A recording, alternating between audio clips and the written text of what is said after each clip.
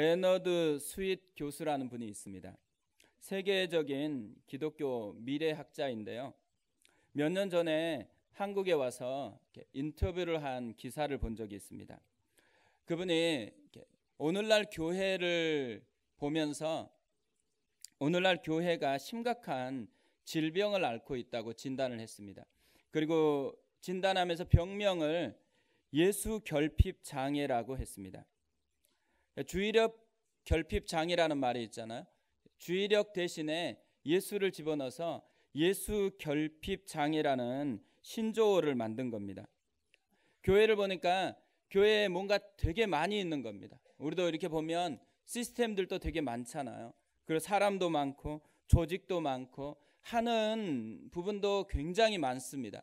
그런데 그 많은 것들이 가득 차 있는데 뭐만 없냐면 예수만 없는 것입니다.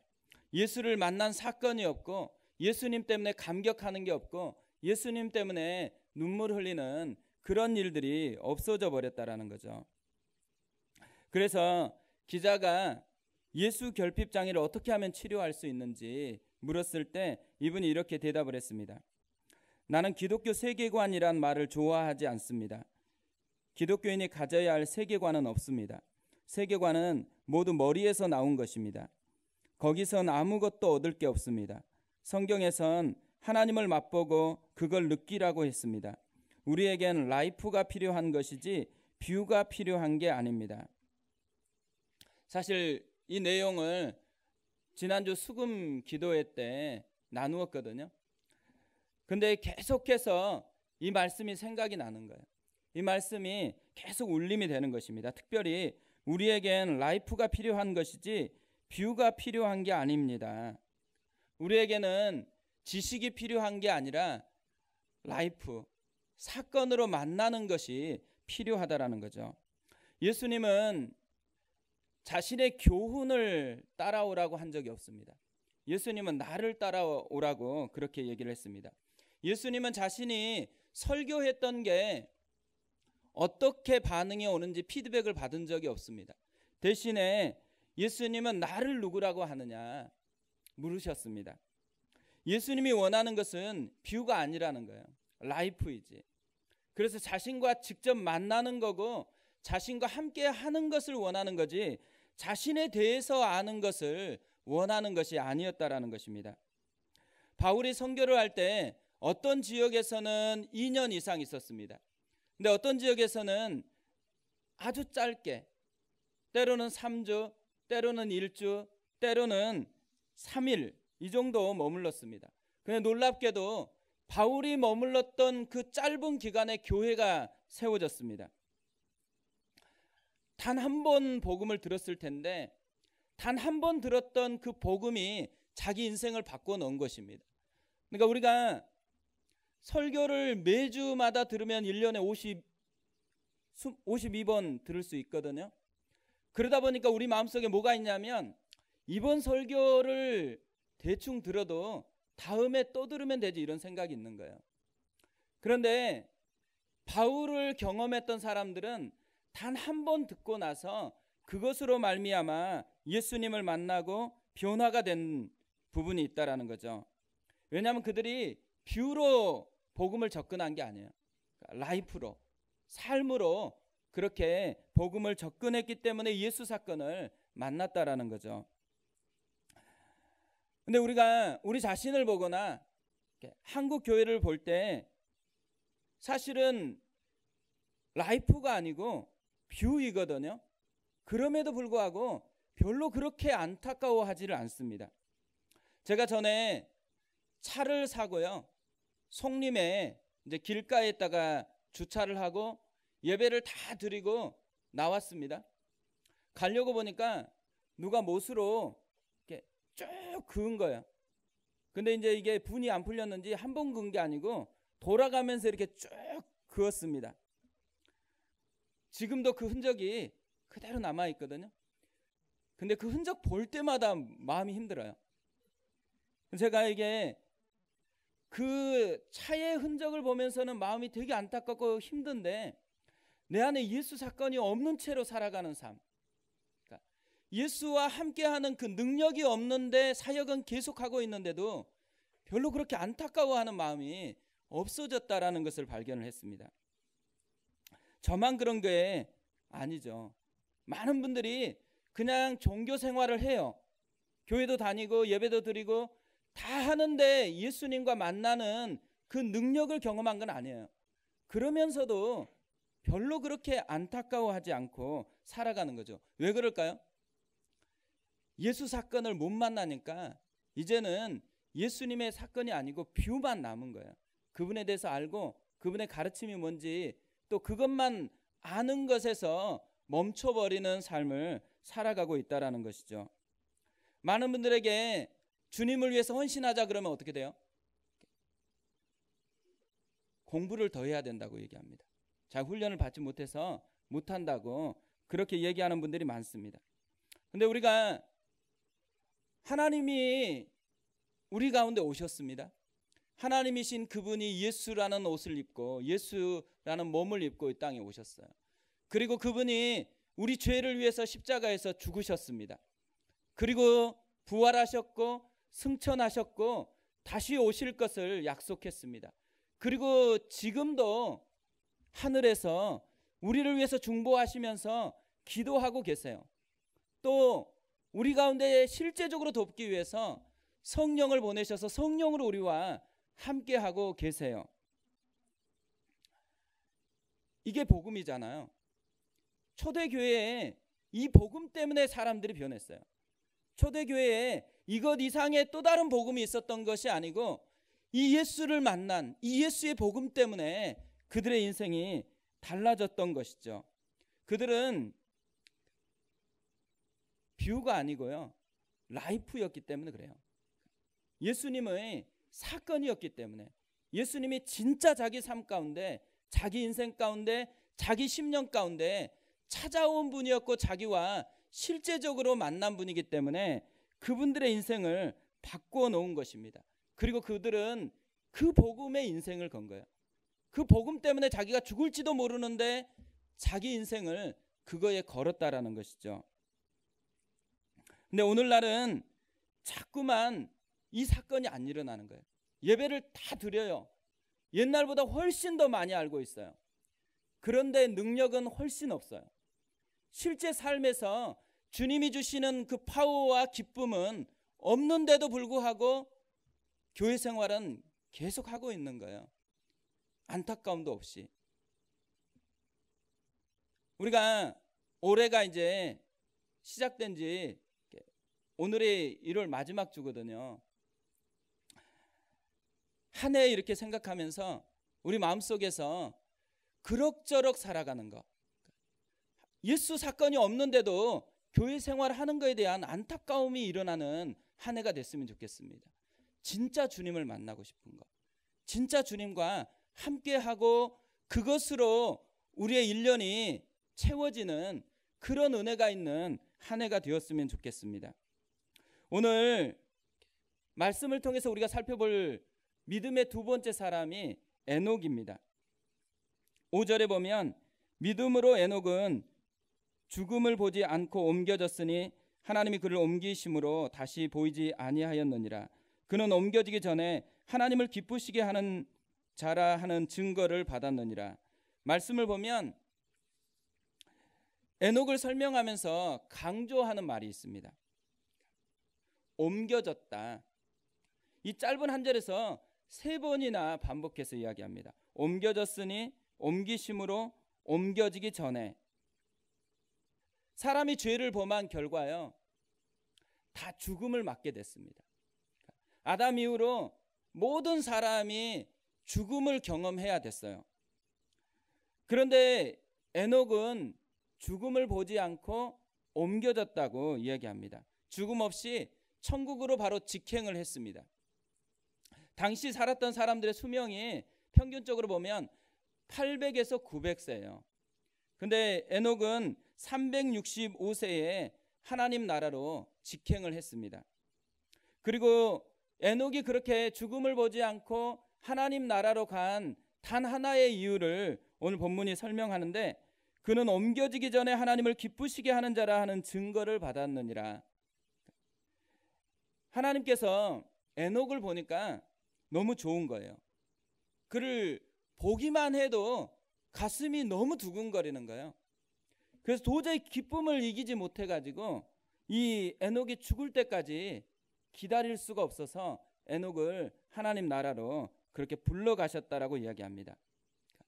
에녹이 이렇게 하나님의 마음을 흔들어 놓은 비결, 왜 에녹이 하나님의 마음을 이렇게 흔들어 놓았을까요? 창세기 5장에 이 부분에 답을 주고 있는데요. 그가 하나님과 동행했기 때문에 하나님의 마음이 흔들어졌다고 이야기합니다. 24절인데요. 우리 같이 한번 읽어보겠습니다. 에녹이 하나님과 동행하더니 하나님이 그를 데려가심으로 세상에 있지 아니하였더라. 히브리서에서는 하나님을 기쁘시게 하는 자이기 때문에 옮겨졌다고 얘기를 해요. 근데 창세기에서는 하나님과 동행함으로 옮겨졌다고 그렇게 말씀을 합니다. 결국 하나님이 뭘 기뻐하느냐, 하나님이 어떤 사람을 기뻐하느냐면 동행하는 사람, 뭘 많이 하는 사람이 아니에요. 교회에서 보면 뭘 많이 해야 될 것처럼 요구하잖아요. 근데 많이 하는 게 중요한 게 아니고 하나님과 동행하고 있느냐가 중요하다라는 거죠. 동행한다라는 게 뭐겠어요? 함께 걷는 것입니다. 함께 걸어보니까 너무 좋은 거예요. 그래서 같이 살고 싶어서 천국으로 데려갔습니다. 함께 걸을 때요, 어떤 사람하고는 함께 걸으면 되게 기분이 나빠요. 함께 살 때 긴장이 있는 사람이 있어요. 근데 함께 있으면 가슴이 두근거리고 너무 좋은 사람이 있어요. 함께 있을 때 긴장이 되는 사람은 어떤 사람이에요? 마음이 안 맞는 사람, 마음을 나눌 수 없는 사람. 함께 갈 때 기분 좋은 사람은 마음이 통하는 사람, 마음을 마음껏 나눌 수 있는 사람이잖아요. 에녹이 하나님과 마음이 맞았다라는 거예요. 그리고 마음을 나누는 것이 너무 좋았다라는 거예요. 보통 이런 것을요, 사랑에 빠졌다 이렇게 얘기해요. 그죠? 에녹과 하나님이 사랑에 빠졌습니다. 사랑에 빠져보면 헤어지면 금방 다시 보고 싶어요. 그리고 계속 보고 싶어요. 그래서 결혼하잖아요. 저도 그랬거든요. 제가 그녀와 만났습니다. 데이트. 그리고 집에 데려다 주고 버스를 타고 다시 집으로 돌아오곤 했습니다. 항상 거의 막차 타고 맨 앞자리에 앉아서 항상 돌아오는데요. 그 자리에 앉자마자 뭘 하고 싶어요? 금방 헤어졌는데 또 목소리가 듣고 싶은 거예요. 그래서 전화기를 꺼냅니다. 근데 그날 전화기를 꺼내다가 하늘을 딱 보니까 둥근 달이, 보름달이 떴습니다. 놀라운 사실은 그 보름달에 그녀가 있는 거예요. 그녀가 미소를 짓고 있습니다. 저는 TV에서 합성해가지고 그런 거라고만 생각했거든요. 사랑에 빠져보세요. 아니, 그런 적이 없다 그러면 사랑에 빠지지 않는 것인지도 모릅니다. 근데 사랑에 빠져보니까 진짜 그녀가 그 달에 있더라고요. 하나님과 사랑에 빠졌다. 에녹이 또 하나님과 사랑에 빠졌다. 동행할 수밖에 없는 거예요. 모든 곳에서 그분이 느껴지고 그분을 보고 싶고 그분과 함께하고 싶고, 그러니까 기본적으로 사랑에 빠져서 살아가기 때문에 동행이 가능한 거죠. 만약에 300년 동안 동행했다 그러거든요. 300년 동안 그렇게 살아갈 수 있는 힘, 함께 갈 수 있는 힘이 사랑 외에는 없는 거예요. 동행한다라는 거, 사랑에 빠지지 않으면 그게 불편함이지 기쁨이 되지 않는 것이죠. 에녹은 이렇게 하나님과 사랑에 빠졌습니다. 그리고 300년 동안이나 이 사랑이 계속 유지가 됐어요. 그리고 점점 더 커졌어요. 그래서 이젠 더 이상 견딜 수가 없으니까 함께하고 싶어서 하나님의 나라로 바로 입성했다라는 거죠. 이 창세기 5장에 보면 셋의 계열의 자손들을 쭉 소개하고 있습니다. 그런데 이들을 소개하는 방식, 패턴이 다 똑같아요. 셋의 예를 들으면 이렇게 되어 있습니다. 창세기 5장 6절에서 8절인데요. 셋은 105세에 에노스를 낳았고 에노스를 낳은 후 807년을 지내며 자녀들을 낳았으며 그는 912세를 살고 죽었더라. 낳았고 낳은 후에 몇 년을 지내고 그러면서 자녀들을 낳고 또 몇 세를 살고 죽었다. 이게 이제 셋의 자손들을 소개하면서 계속해서 드러나는 패턴이에요. 그런데 에녹에서 달라집니다. 에녹을 이렇게 소개합니다. 21절에서 23절 보면 에녹은 65세에 무두셀라를 낳았고 무두셀라를 낳은 후 300년을 하나님과 동행하며 자녀들을 낳았으며 그는 365세를 살았더라. 다른 점이 뭐냐면 다른 사람은 살고 죽었는데 에녹은 죽었더라가 없어요. 그리고 더 큰 차이점 뭐냐면 다른 사람들과 다 똑같은데 뭐만 하나 들어가 있어요. 지냈더라 대신에 하나님과 동행하며, 그러니까 동행하며 살았다라는 것만 차이가 있는 거예요. 다른 사람들은 그냥 살았어요. 근데 에녹은 하나님과 함께 동행하며 살았어요. 우리가 하나님과 동행한다 이러면 뭔가를 더 해야 될 것 같잖아요. 그러니까 신앙생활 할 때 하나님과 동행하십니까 하면 뭐가 떠오르세요? 아무것도 안 하고 밥하고 빨래하고 뭐 이런 거 하면은 하나님과 동행하고 있다고 말하기 어렵잖아요. 하나님과 동행하고 있습니까? 그러면 아마 이전에 안 했던 큐티를 아침에 새벽마다 깨가지고 큐티를 하는 거예요. 또 기도를 하는 거예요. 또 예배를 더 참석하는 거예요. 뭔가 더 하는 게 하나님과 동행할 것 같잖아요. 근데 이 셋의 계열의 자녀들하고 에녹을 살펴보면 차이점은 동행하고만 차이점이에요. 그 말은 무슨 말이냐면 예전에 에녹이 마치 밥을 했다고 생각해 보세요. 다른 사람은 밥을 했어요. 근데 에녹은 뭐예요? 큐티하고 밥을 한 게 아니에요. 그냥 하나님과 함께 밥을 하는 거예요. 공부를 해요. 옛날에는 그냥 공부였는데 하나님과 함께 공부를 하는 거예요. 회사에서 일을 해요. 일을 하는데 그냥 일을 하는 게 아니고 하나님과 함께 일을 했다라는 것이죠. 하나님과 함께 하는 것, 그게 동행이라는 거예요. 그래서 옛날과는 전혀 다른 흔적이 남습니다. 하나님과 동행한 흔적이 남게 되었다라는 거죠. 제가 이 말씀 준비하면서요, 이 책들을 살펴보는데 이런 간증이 있더라고요. 한 중국인 목사님이 신앙 때문에 노동수용소에 잡혀 들어갔습니다. 그리고 이분을 괴롭히려고 이 노동수용소에서는 제일 나쁜 일을 시키는 거예요. 그게 뭐냐면 화장실을 청소하고 오물을 치우는 일이었습니다. 매일 더러운 화장실 또 냄새만 경험하게 하는 거예요. 매일매일 그거 경험하니까 얼마나 힘들겠어요. 그런데 냄새가 너무 지독하니까 감시하는 사람들이 멀찍이 떨어져 있고 이렇게 가까이 오지를 않는 거예요.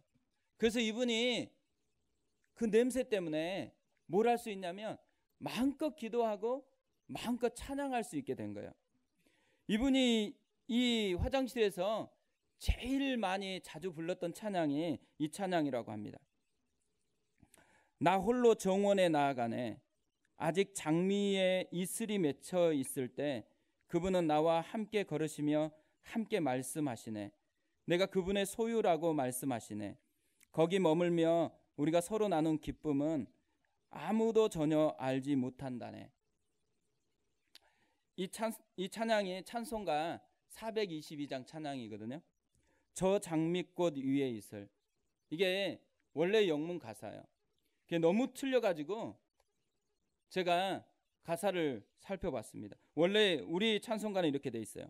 저 장미꽃 위에 있을 아직 맺혀 있을 그때에 귀에 은은히 소리 들리니 주 음성 분명하다. 주가 나와 동행을 하면서 나를 친구 삼으셨네. 우리 서로 받은 그 기쁨은 알 사람이 없도다. 완전 다르잖아요. 그래서 영어 버전을 들어봤습니다. 진짜 그런지. 그랬더니만 아까 처음에 중국 목사님이 부른 게 영어 버전이에요. 그리고 우리는 굉장히 놀랍게 번역을 했습니다. 우리는 이 능력이 있는 것 같아요. 창의력이 있어가지고 완전히 새롭게 번역을 했는데요. 이 제목이 뭐냐면 영어 제목이 In the Garden이에요. 그러니까 정원 속에서. 냄새나는 그 화장실이잖아요. 근데 하나님과 함께 하니까 무슨 일이 발생했냐면 정원이 돼버렸어요. 그것이 하나님과 함께하는 정원이 됐습니다. 냄새로 가득한 곳이었는데 최고의 데이트 장소가 되어버린 것이죠. 사실 이분이 경험한 것은 달라진 게 없잖아요. 여전히 화장실에 있고요. 여전히 냄새가 나요. 그럼에도 불구하고 하나님과 함께 하니까 더 이상 화장실이 아니고 가든입니다. 그게 동행하는 사람이 누리는 축복인 거죠. 하나님은 우리와 동행하고 싶어 하십니다. 특별히 모든 곳에서 동행하고 싶어 해요. 집에서도, 직장에서도, 내가 힘든 곳에서도, 내가 외로운 곳에서도 하나님은 동행하고 싶어 하세요. 하나님은 우리와 데이트하고 싶어 하는 거죠. 근데 많은 사람들이 이 만남을 기대하는 것이 아니고 자꾸 공부하려고 하고 알려고 하는 비유로 접근한다라는 거예요. 그래서 히브리서에서 그렇게 접근하지 말라고. 두 번째 사람으로 에녹을 정하고 두 번째 믿음의 주제가 삶입니다. 삶 속에서 하나님을 경험하는 것이 신앙생활이라는 거죠. 그래서 우리의 삶에서 이런 은혜가 있었으면 좋겠습니다. 올 한 해 내내 하나님과 데이트하는 현장이 됐으면 좋겠고요. 하나님을 만나는 흔적으로 채워가는 그런 한 해가 됐으면 좋겠습니다. 오늘 말씀을 통해서 이렇게 하나님과 동행하기 위해서 필요한 것 좀 두 가지를 살펴봤으면 좋겠는데요.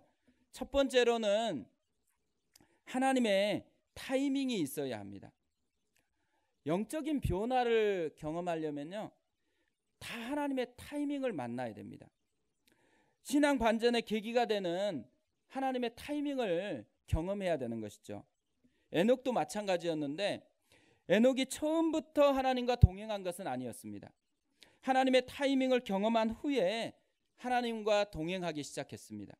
창세기 5장 22절에 보면 무두셀라를 낳은 후 300년을 하나님과 동행하며 자녀들을 낳았으며, 무두셀라를 낳기 전까지는 그냥 똑같이 살았어요.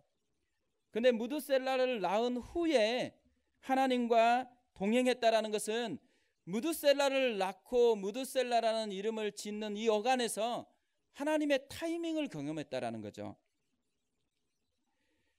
왜 무두셀라를 낳고서 그랬을까? 그때 하나님이 만나 주셨기 때문에 그렇습니다. 무두셀라라는 이름을 보면 이것을 추측할 수 있는데요. 무두셀라라는 이름의 뜻은 보낸다라는 의미가 있습니다. 무두셀라가 죽는 해에 홍수가 났습니다. 그래서 학자들은 그가 죽었을 때 홍수를 보내리라, 이런 의미로 무두셀라라는 이름을 지었다고 합니다. 이런 흔적이 유다서 1장 14절 15절에서도 발견할 수 있는데요. 아담의 7대 손 에녹이 이 사람들에 대하여도 예언하여 이르되 보라, 주께서 그 수만의 거룩한 자와 함께 임하셨나니 이는 무사람을 심판하사 모든 경건하지 않는 자가 경건하지 않게 행한 모든 경건하지 않는 일과 또 경건하지 않는 죄인들이 주를 거스르려 한 모든 완악한 말로 말미암아 그들을 정죄하려 하심이라 하였느니라. 아담의 7대 손 에녹이 예언을 했다라는 거죠. 하나님을 만났다라는 거죠. 하나님이 뭔가 말씀을 했다라는 거예요. 그러니까 하나님의 타이밍을 경험한 거예요. 그것 때문에 그의 인생이 바뀌었다라는 것입니다. 하나님과 동행하기 위해서는 반드시 우리 노력이 전제되는 게 아니고요. 하나님과의 타이밍이 있어야 한다라는 거죠. 하나님의 사람들은 다 하나님의 타이밍을 경험했습니다. 모세가 바뀐 이유는 떨기나무 가운데서 하나님의 임재를 경험하는 하나님의 시간이 있었기 때문에 그래요. 느헤미야는 예루살렘에 대한 소식을 듣고 나서 그게 자기 인생을 바꾸는 하나님의 타이밍이 되었습니다. 제자들도 예수님이 부르셨을 때 그때 인생이 바뀌었습니다.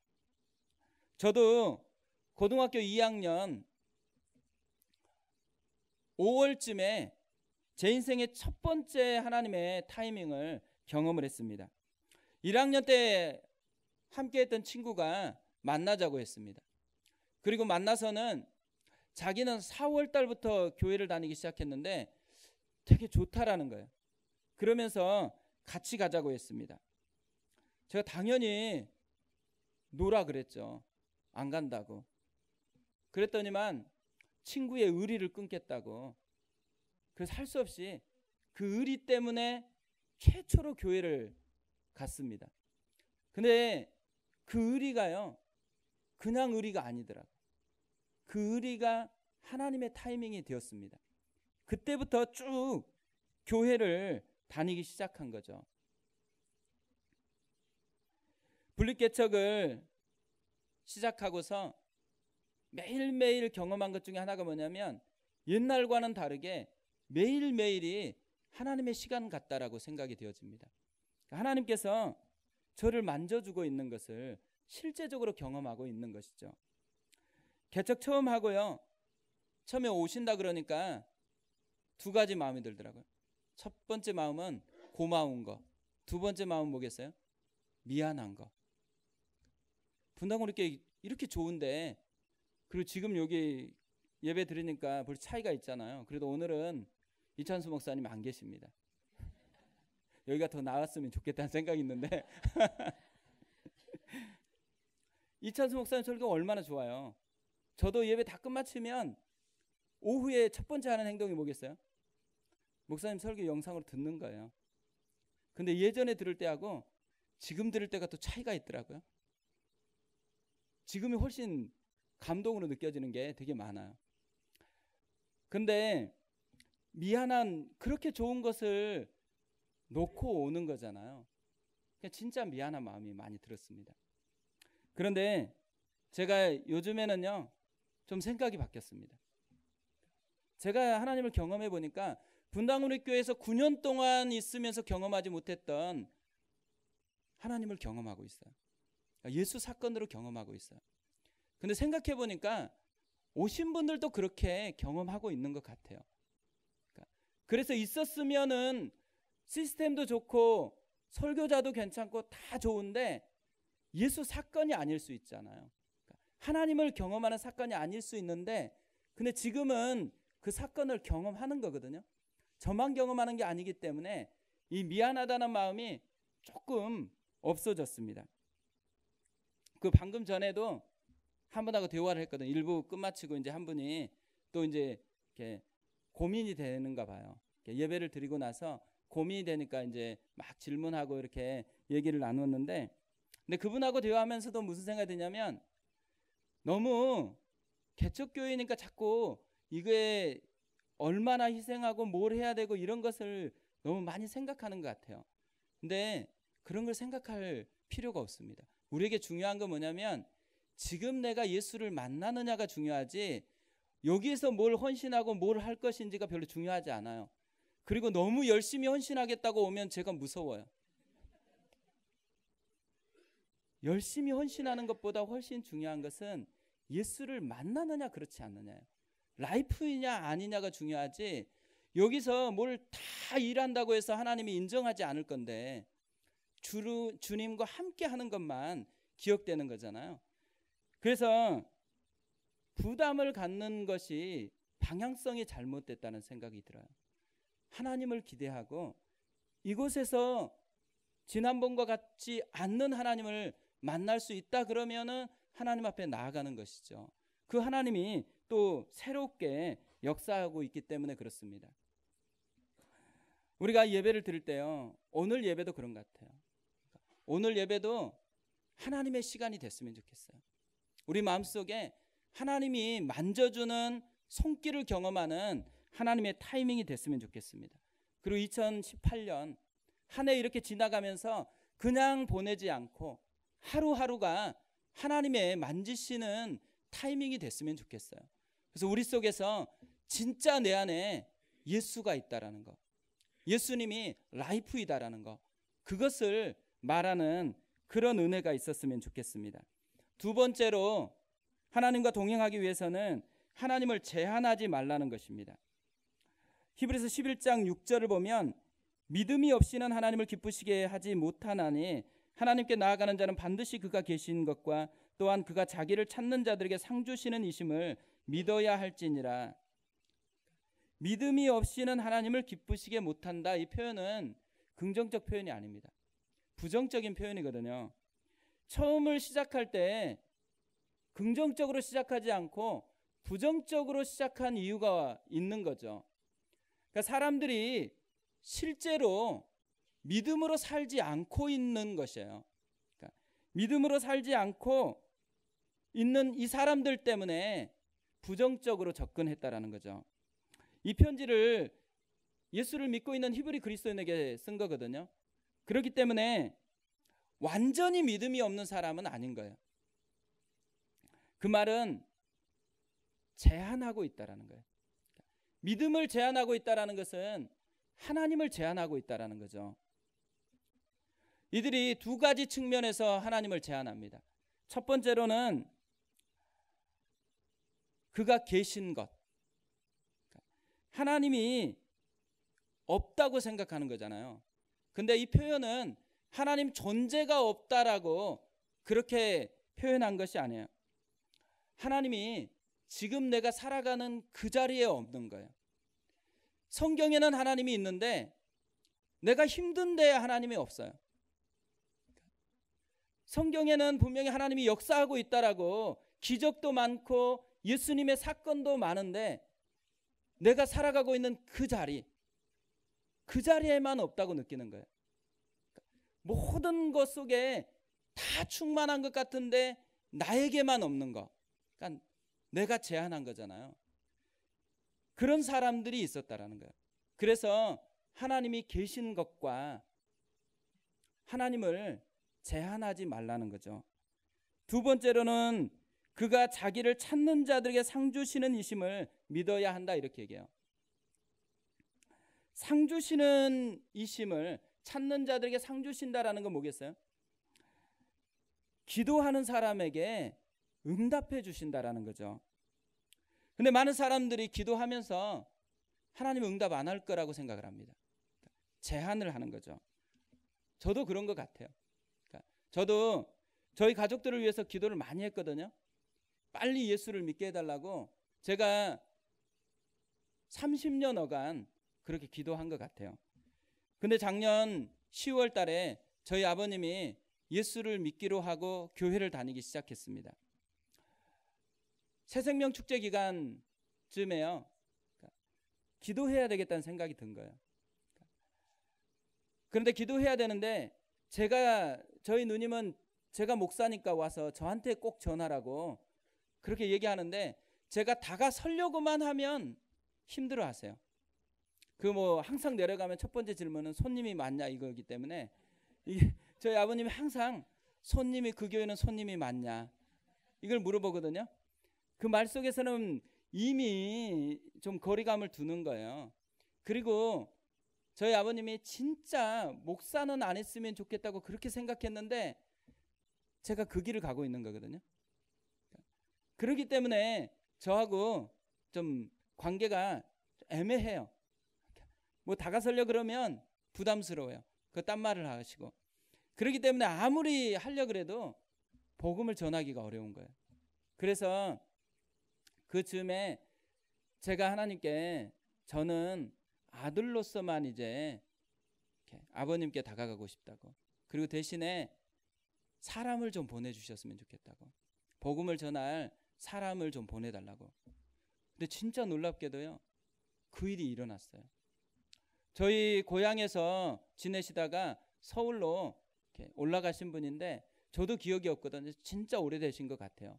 근데 87세이신데 이분이 이제 87세니까 하나님께로 가야 될 때가 됐잖아요. 그래서 자기 인생의 마침표를 잘하고 싶은 거예요.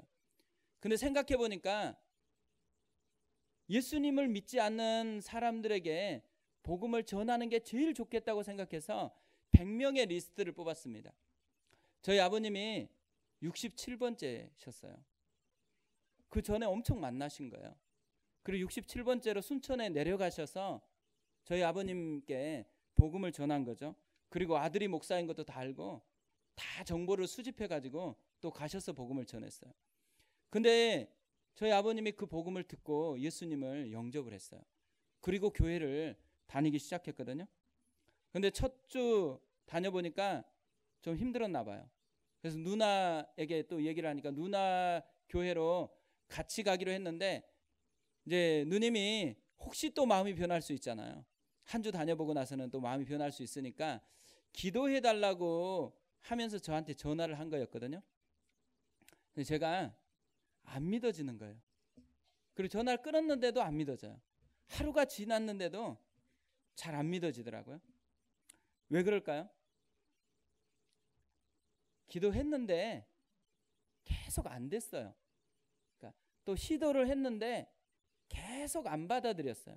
저한테 익숙한 건 뭐냐면 계속 실패했다라는 거, 잘 안 됐다라는 거. 그러니까 학습된 무력감. 계속 학습해서 저한테는 기도해도 이 부분은 잘 안 된다라는 그런 게 있었던 거거든요. 그런데 하나님은 듣고 계신 거예요. 하나님의 타이밍이 그때여서 기다리고 있었을 뿐이었더라고요. 근데 제가 이번 주에도 한 분과 통화를 했습니다. 물론 우리 교회 이렇게 성도는 아니세요. 근데 이제 분당 우리 교회에 있었던 분하고 이제 통화하면서 가족 때문에 힘든 거예요. 그러니까 좀 가족이 변했으면 좋겠는데, 배우자가 좀 변했으면 좋겠다라는 그 마음으로 많은 걸 희생하면서 계속 기도하고 헌신하고 있는데 도무지 변화될 기미가 안 보여요. 근데 이 배우자를 보면서 잘 신앙생활 하던 아들까지도 흔들리고 있어요. 마음이 힘들어지는 거잖아요. 계속된 실패가 무력감을 만들어내가지고 대화하는데도 불구하고 하나님이 일하실 것이라고, 하나님이 응답할 것이라고 생각을 잘 안 되는 거예요. 저도 그랬기 때문에 아버님 얘기 해드리면서 다시 힘을 내자고. 하나님께 구하면 그때가 사실 우리의 시간과 달라서 힘든 것이지만 하나님이 듣지 않는 것은 아니라고. 하나님께서 듣고 계시고 하나님께서 일하려고 지금 역시 열심히 행하고 계신다고. 우리가 하나님께 기도하는데도요, 이런 무력감이 있습니다. 그러면서 뭐예요? 하나님을 제한해요. 하나님이 안 들어주실 거라고 생각해요. 그렇기 때문에 기도가 간절하거나 기도가 그렇게 능력 있는 것은 아닌 거예요. 근데 하나님이 듣고 계세요. 하나님께서 지금 듣고 있다 그러면 어떻게 되겠어요? 기도가 달라질 겁니다. 아마 우리가 하나님 앞에 나아가는 태도가 달라질 거예요. 이 학습된 무력감은 하나님이 주신 게 아니에요. 사단이 준 거죠. 예수님은 마태복음 7장 11절에서 이렇게 말씀하십니다. 너희가 악한 자라도 좋은 것으로 자식에게 줄 줄 알거든 하물며 하늘에 계신 너희 아버지께서 구하는 자에게 좋은 것으로 주시지 않겠느냐. 학습된 무력감을 깨트리라는 거예요. 하나님을 제한하지 말라는 거예요. 하나님은 그런 아버지가 아니세요. 진짜 풍성한 아버지세요. 저희가 이 설교를 준비하는데요, 저희 교육자 중에 이제 영상 하나를 이렇게 추천을 해줬거든요.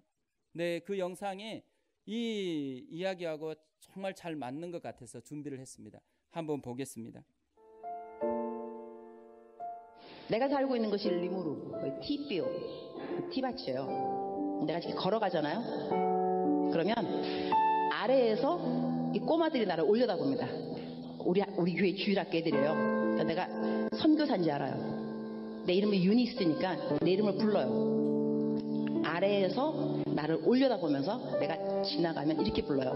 유니스! 목이 터져라. 유니스! 유니스! 막 이런데 얼마나 내 이름을 부르는지 나한테 아무것도 달라 그런 건 없어요. 그러나 내가 알아요. 얘네들 신발이 없어요. 맨발로 다니거든요. 근데 유니스 할 때 저것들 신발이 없는데 신발 사줘야지 그 생각이 들어요. 그 다음에 또 유니스 이러면 저 녀석들 밥을 하루에 한 끼 먹는데 밥도 좀 많이 줘야 되는데 빵을 사줄까? 또 유니스 이러면 쟤네들 학교도 없는데 내가 돈 많이 있으면 학교도 지어주면 좋겠다. 이런 생각을 해요. 선한 생각이 계속 나게 있다는 이야기예요. 근데 걔네들이 그 누구도 나한테 유니스 신발 없어요, 신발 사주세요, 아무도 안 그랬어요. 그러나 내 이름을 부르는 순간순간 쟤네들 뭐가 필요한데? 이게 무슨 이야기냐 하면 여러분이 기도할 때 쥐야 이러면은요, 여러분의 마음을 하나님이 왜 모르겠어요. 여러분 필요한 거를 하나님이 아세요. 그리고 하나님이 여러분을 정말 사랑하세요. 안 주고 싶지 왜 안 주고 싶겠어요. 그러나 부르짖어야 말이지. 부르짖지 않으면 또 하나님의 마음이 또 감동이 안 간다니까. 그래서 오늘은 여러분의 필요가 있을 겁니다. 어떤 것이 필요로 하는지, 그것이 공부인지 돈인지 건강인지 관계 회복인지 아니면 영성의 회복인지 하나님 알고 계십니다. 겉으로 크게 내가 말로 표현하기 싫으면, 어려우면, 불편하면 그냥 주여 이름을 부르세요. 주여, 주여. 이분이 이렇게 얘기하잖아요. 여러분의 마음을 하나님이 왜 모르겠어요. 여러분이 필요한 것을 하나님이 아세요. 그리고 하나님이 여러분을 정말 사랑하세요. 다 주고 싶지 왜 안 주고 싶겠어요. 그러나 부르짖어야 말이지. 부르짖지 않으면 하나님의 마음에 감동이 안 간다니까요. 하나님이 이 마음으로 지금 이곳에 계세요. 그리고 하나님이 이 마음으로 우리의 일상 속에서 내가 힘들 때 하나님이 이 마음을 가지고 내 곁에 계세요. 주여, 주여, 이 이름을 부르기를 기다리고 계세요. 이름을 부르는 순간 달려가려고, 이름을 부르는 순간에 우리 손 잡아주려고, 이름을 부르는 순간 내가 기도하지 않고 내가 필요한 거 다 구하지 않았어도 그거 주려고, 그거보다 더한 자신을 주려고 하나님이 기다리고 계세요. 에녹이 그걸 누린 거예요. 하나님과 동행함으로. 하나님이 기다리고 있고, 하나님이 함께하고 있고, 하나님이 붙들고 있고, 하나님이 예전에는 몰랐는데 그냥 살아가는 줄 알았는데, 그런데 하나님이 이렇게 가까이 있다라는 거, 하나님이 이렇게 가까이서 내 손을 기다리고 있었다라는 것을 에녹이 안 거예요. 그래서 300년 동안 하나님 앞에 주의 이름을 부르면서 주님과 대화하면서 걸어갔다라는 거죠. 우리가 이번 한 주간 주님의 이름을 불렀으면 좋겠습니다. 내가 처한 모든 곳에서 주님의 이름을 불렀으면 좋겠습니다. 그리고 부르실 때 그 시간이 하나님의 시간이라고 믿었으면 좋겠습니다. 그리고 하나님을 제한하지 않았으면 좋겠습니다. 하나님이 우리가 생각하는 것보다 훨씬 크세요. 우리가 생각하는 것보다 훨씬 풍성하세요. 하나님이 진짜 우리를 사랑하세요. 이 진짜, 이것을 누리는 은혜가 있었으면 좋겠습니다.